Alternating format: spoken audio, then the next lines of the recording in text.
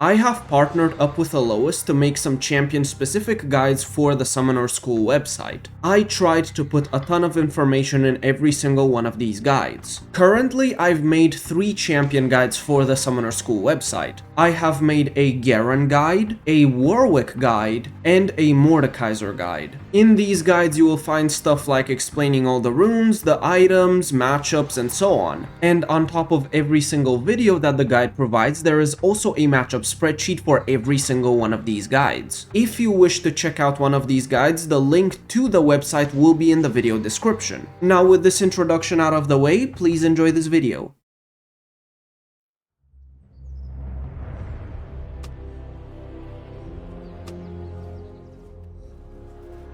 The main issue here is that Urgot is really tanky and you can't one-tap him as AD Udyr. In the super late game you can if you have like Serpent's Fang and Lord Dominic's Regards, but until then it may be tricky. And once you use your Awakened Q, if Urgot survives, he can then fling you and you're probably dead. So what you need to do is try to soften him up just a little bit. Either that or try to dodge his E. What I like to do as AD Udyr is rush Stridebreaker and try to outmaneuver his E, because I will activate Stridebreaker that'll speed me up and that might allow me to dodge the E. The laning phase is not super difficult, just save your Awakened W for his E. And then even if he flings you and hits all of his legs, it doesn't matter, your Awakened W can basically tank it all. And this is also why I like to put 3 or 4 or even 5 points into my W. And then after that I max either Q or R. AP Udyr can go for something like Thornmail Rush straight up, and that's not bad. You can do like Thornmail into Plated Steel Caps into Riftmaker, and that's good. AD Udyr can go for something like Stridebreaker into Lord Dominic's Regards into Serpent's Fang. And once you get those 3 items, you should be able to one-shot Urgot even if he has a Sterax and through his E-Shield. Do not underestimate his level 9 power spike, it's actually pretty strong, especially if he has Black Cleaver. So if he does hit E, just awaken your W and walk away and try to disengage. You can also use your Awakened E to not get pulled in, but this is kinda difficult to do. While the chains are flying out, if you are CC immune, they won't pull you. But again, it's not the easiest to do, and it means you have to save your Awaken for that specific interaction, which isn't always good. If you want to, you can also rush Experimental Hexblade in this lane, and it's not bad. When you complete your Hexblade, you can awaken more, and that's not bad. You can go for a playstyle where you try to make Urgot go out of mana.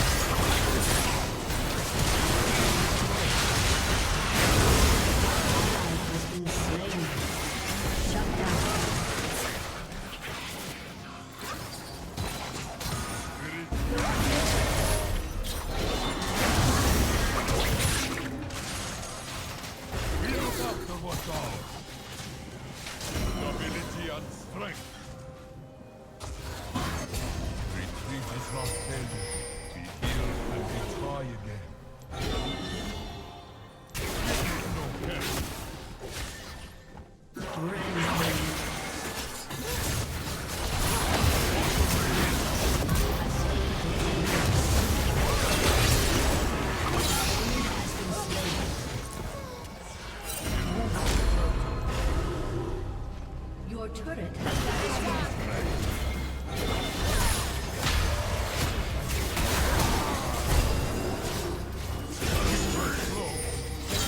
Has been slain.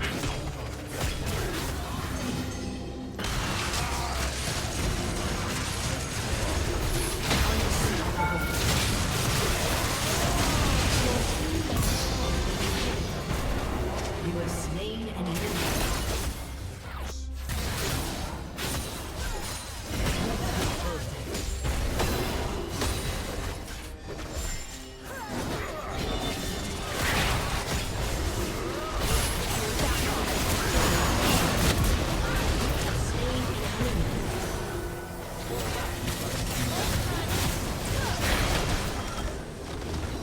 A summoner has disconnected.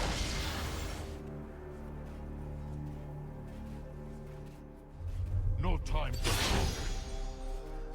This game started as a bit of a fiesta because I got a kill on Gwen, then she got a kill on me, then I got a kill on her, then she got a kill on me. It was mostly just us running at each other for a little bit. This was obviously preventable from the both of us, but you know what? I had some good fun in the beginning, even though it was very random. The way the lane works is that you have to one-shot her or she just one-shots you. Most of the time, after level 6, the moment she hits her ultimate on you, you have to fight. The only reliable way of escaping is if you awaken your E and become immune to her ultimate slow, but this isn't always going to work. If you can survive the initial ultimate engage, then yes, you can do the hit and run playstyle where you take a bit of her health and then re-engage and then kill her freely. But the issue is that whenever you go to engage, if you actually take a short trade, she's going to press her W, and then she will press her fully stacked Q and you will most likely lose the trade. You can try to regen on the wave afterwards, but if the Gwen plays it well, she's gonna punish you by not allowing you to do that for free. But if you were to put some extra points into your W early, I feel like it's not that great into her because you need to out damage her with your Q. If you play AP Udyr, you can try to go full tank and just out sustain. You get an early tier of the goddess, you straight up rush Spirit Visage into Riftmaker and you try to out sustain. And somewhere in the middle of that Riftmaker and Spirit Visage, or even before Spirit Visage, you can get an Oblivion Orb to cut out her healing. In that situation, even if she ulties you from full health, it won't matter. The amount of extra shielding and MR you have from your Visage, combined with you maxing your W or putting a few points into your W early, allows you to just tank her up. But for AD Udyr, it's usually burst or B burst. And usually it's not that difficult to burst down the Gwen, but her W makes it annoying.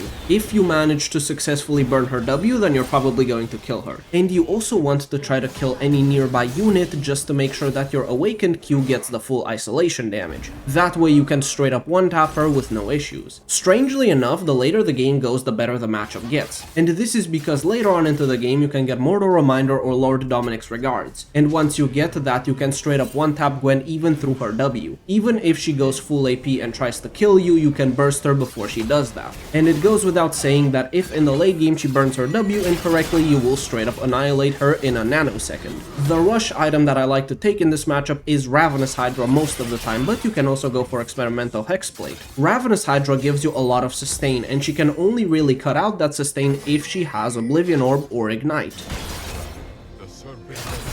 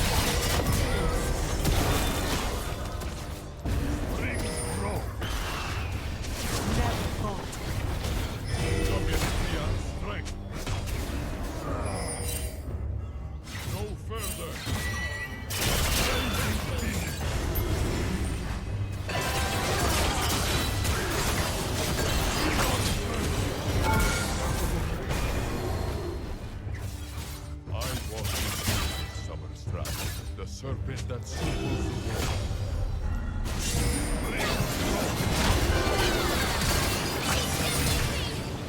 Stability and strength. Here I decide to go for Voltaic Cyclo Sword because I basically have perfect gold for it and it gives me an absolutely disgusting amount of damage. However, I also had the option of going Yomu's Ghostblade if I wanted to for more mobility. Grow.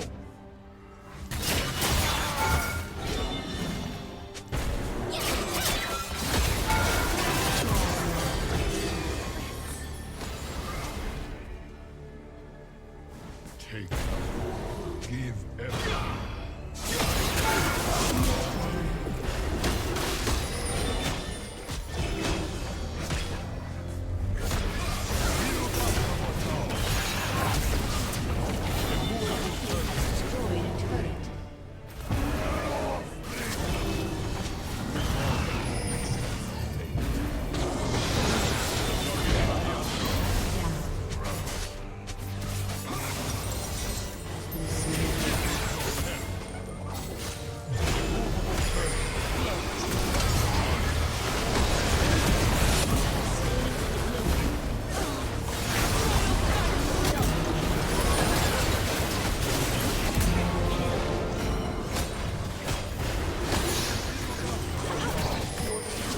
Destroyed a turret. Destroyed a turret.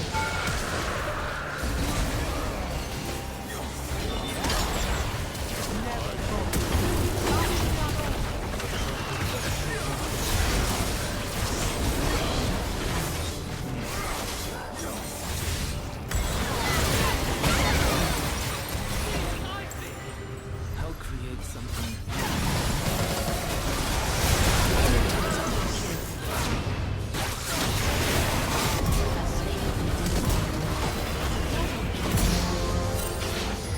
Triple kill.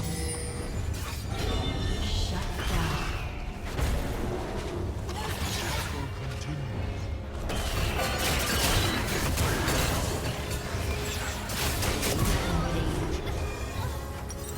We look up to what's ours.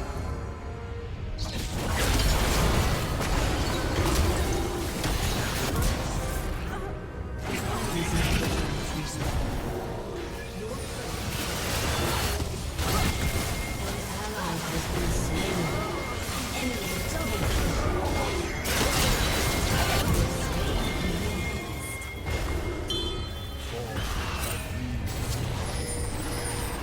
We look up to what's ours. An enemy has been slain. Mother bear.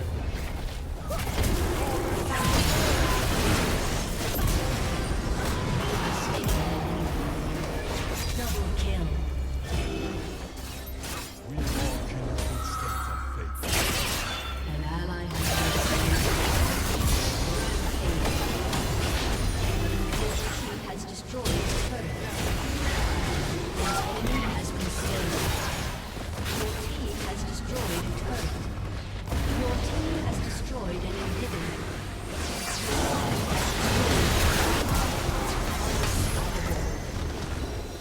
A summoner has disconnected.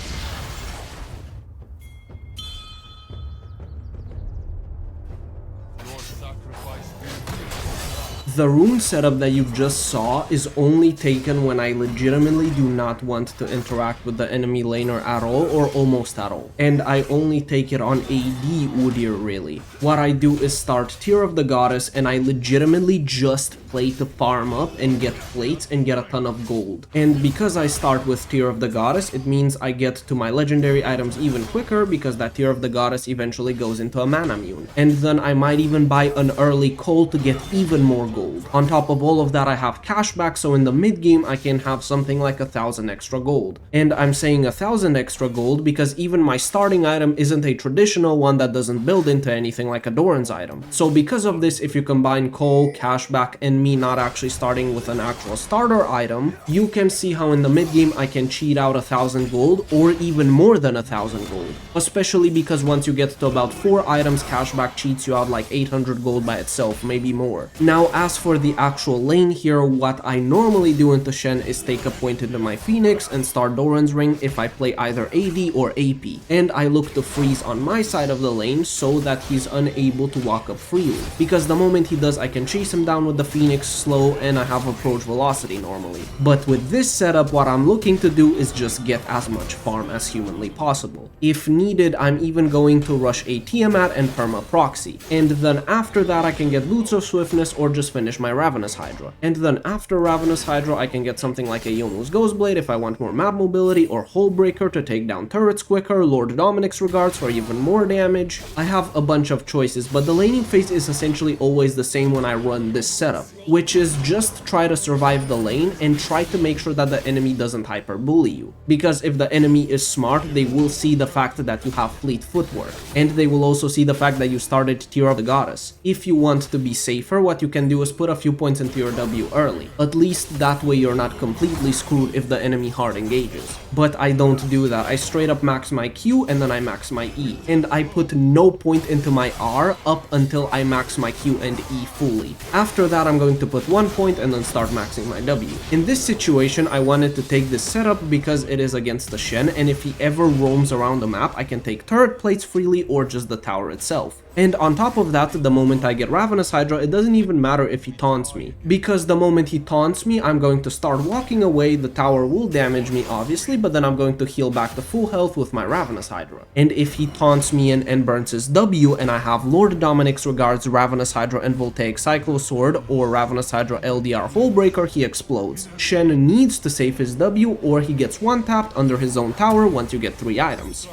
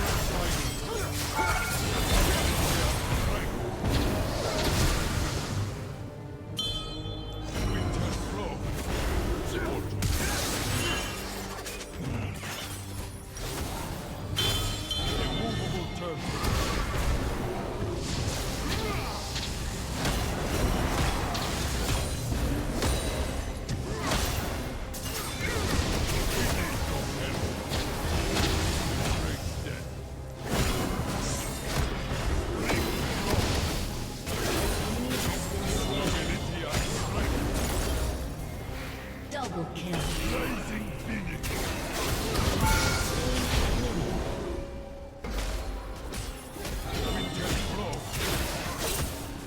We look after what's ours.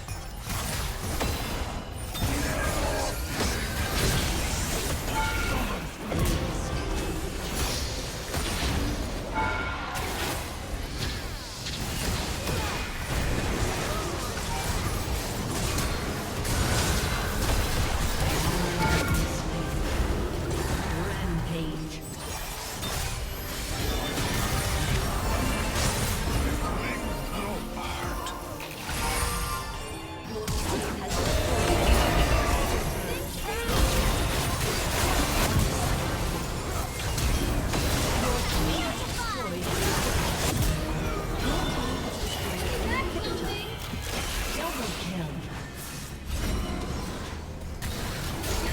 Thank you guys for joining me in this video. I hope you found the information useful, and I will see you in the next video, hopefully very soon.